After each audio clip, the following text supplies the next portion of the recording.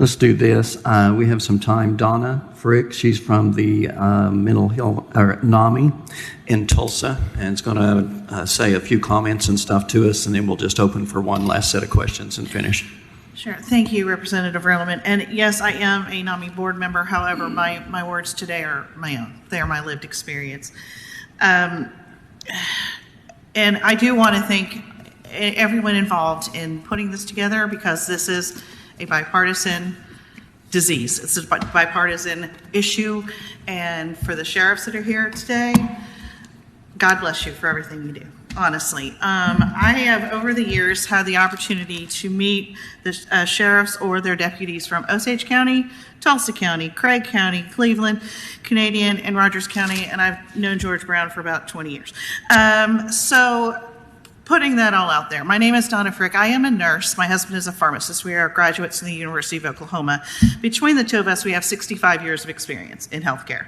I am a nurse, he is a pharmacist, and literally none of that prepared us for having a child with a mental illness.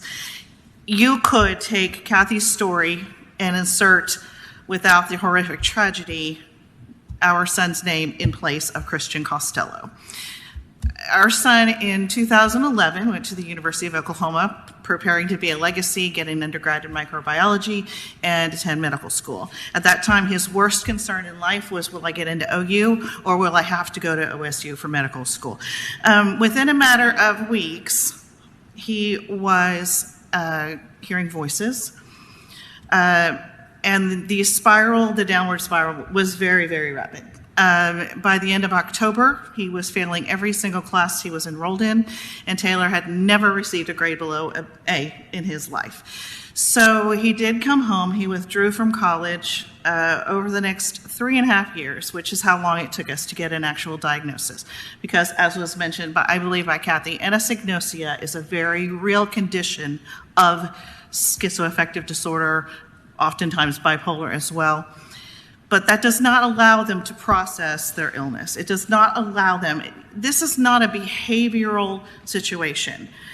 One of the things that Taylor has always maintained is an absolute respect for law enforcement. He was raised that way, partly, but he also they cannot control or consciously, cognitively say, I will act this way because this is a socially appropriate way to behave. But somewhere in his mind, he's now developed a desperate fear of law enforcement. Again, because of the process and the procedures, which we completely understand, are in place for the safety of everyone involved. And I would like to say, Sheriff Turner, he really verbalizes everything I would like to say in a very robust manner as a parent. It's beyond frustrating. And you mentioned we want to be in the top 10. I want to be in the top 5. I want to be the best in the country. And I am grateful that we have Tulsa County, the jail system there, but I don't want my kid there. I don't want anybody's kid. I don't want the Christians and the Taylors of the world to go there.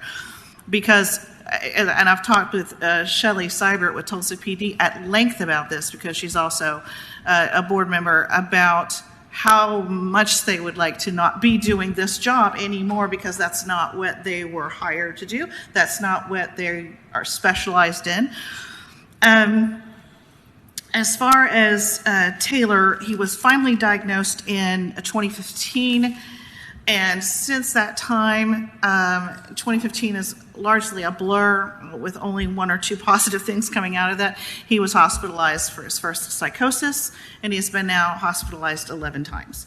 And I don't know who talked about the Medicaid expansion. I think you had asked a question about Medicaid expansion.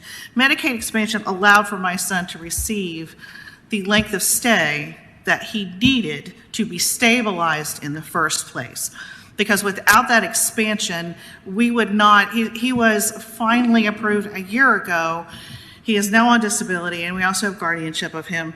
But the Medicaid expansion provided for that Medicare coverage, which is now keeping him in residential care at a location in Veneta.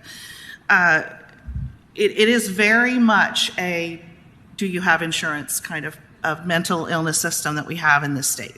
It's shocking, and it's truly horrifying to me.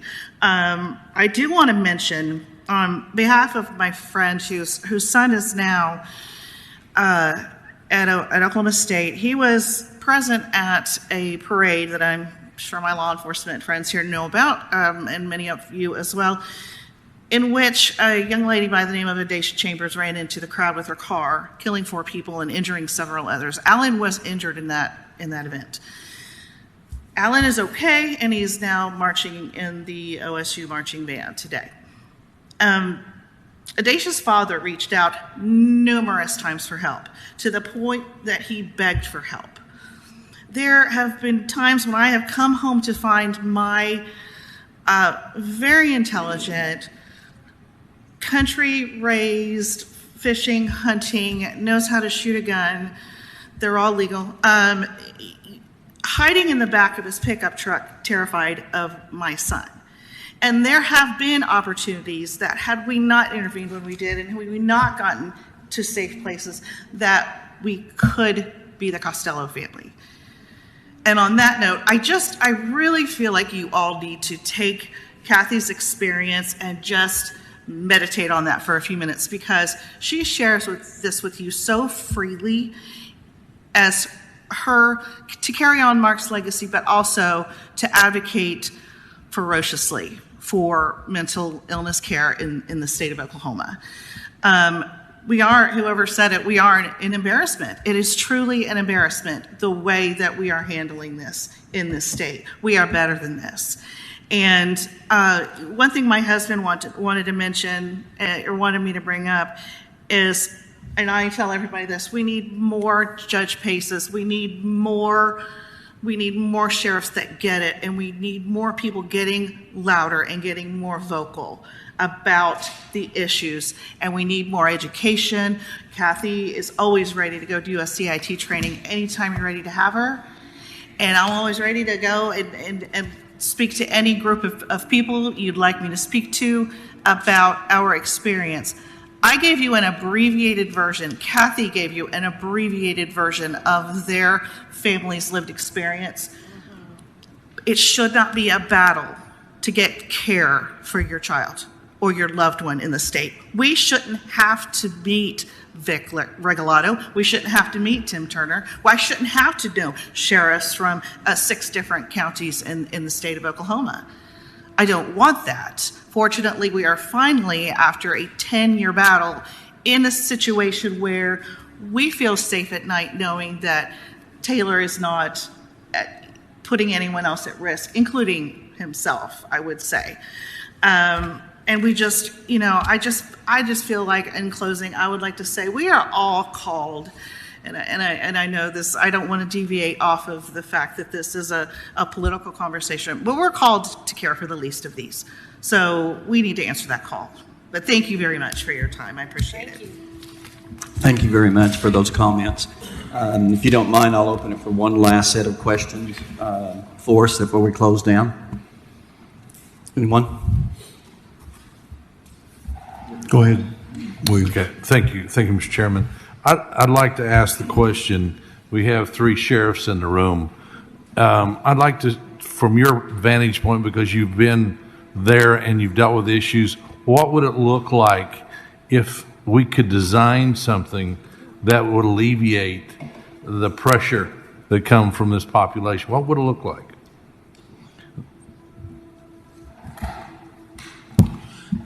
Well, I think first and foremost, I think you would see a lot of situations like they just talked about not happening. And I'm going to go back to what I opened with earlier about private violence and how we handled it in 1993 as compared to today. I think myself alone saw 3 people put a gun to their head and blow their brains out as I entered into the bathroom where they, for whatever reason, what happened always had to be in when we would come in. Since that time, I've been on numerous same scenarios and have yet to see one person do that again. It's because the approach changed through education, through experience, through reaching out to the public and private sector. So that is what I use as the main example of how it could be.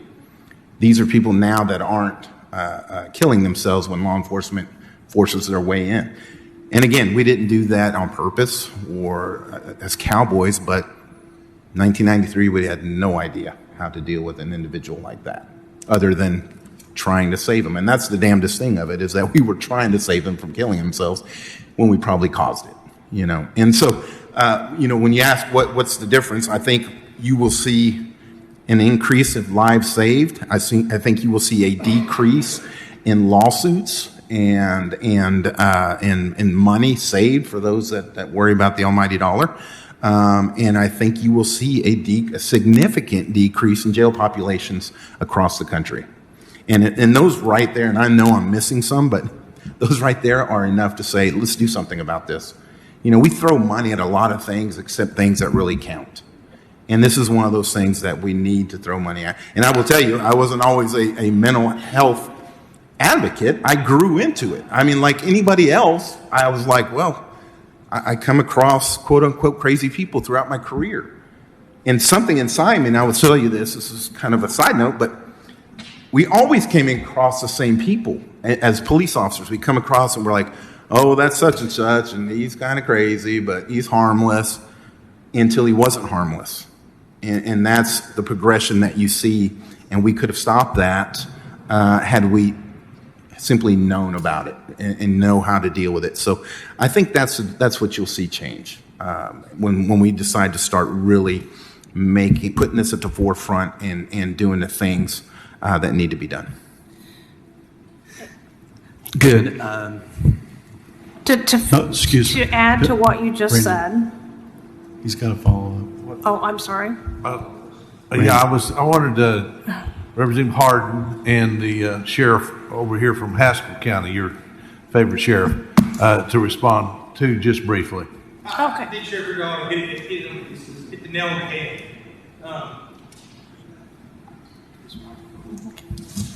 I think Sheriff Regalado hit the nail on the head. We throw money at a lot of things that we don't need to throw money at. And the one thing that we haven't talked about today that doesn't have money thrown at it either, and Sheriff Regalado hit real hard, is mental health within law enforcement as well. And, we see a lot of these, and you see it across the country right now. It's not so much of people killing themselves, it's people making law enforcement kill them. And that is a mental strain on law enforcement as well. And I can tell you that it's hard for a law enforcement officer to walk into that same facility that they take people to on a daily basis. And, there's no avenue for those guys as well. So I think, again, it starts right here, and it starts this committee. And I think we have a good push, but we can't just let it be topics of conversation. We have to let it be topics of action as well. So thank you. Okay. Any other last one? Questions? Somebody? Did you have one? I want him to respond because he's a sheriff. That's fine. Go ahead. Thank you. Both the current sheriffs have hit it on the head. What I think you'll see is a decrease in jail population, which they don't need to be there. But whatever we put together, law enforcement will always be involved on some of these calls. But whatever we put together, there needs to be a mental health person, whether you want to get a negotiator, whatever you want to call them, that can be on that scene immediately. We don't need a tablet that somebody's going to pick up in an hour. We need somebody that they can call and say, meet us out there because this person has mental issues, and we need somebody that can get out there that's not in a uniform, and maybe we can take them to get them some help instead of hauling them to jail. They don't need to be in jail. So I think you'll see, like I said, they've hit it on the head, decrease in population in the jail, save us money at that end. We're going to spend money at the other end, and that's where we need to put it. I'll tell you this, I dedicated a mental health clinic 2 weeks ago, and I told the population there, probably 300 people, is that we do need more mental health out there. There's no question. But in addition to that, I would triple the amount of police we would have. And then I think we have a good service. I want to say to everybody, thank you today for coming in, telling your piece, talking whatever you want. Representative Walk, you want to close with anything? Appreciate that, Representative. Not other than simply saying thank you to everybody and for sharing your stories and your insight, because I learned a lot today. So thank you. Thank you.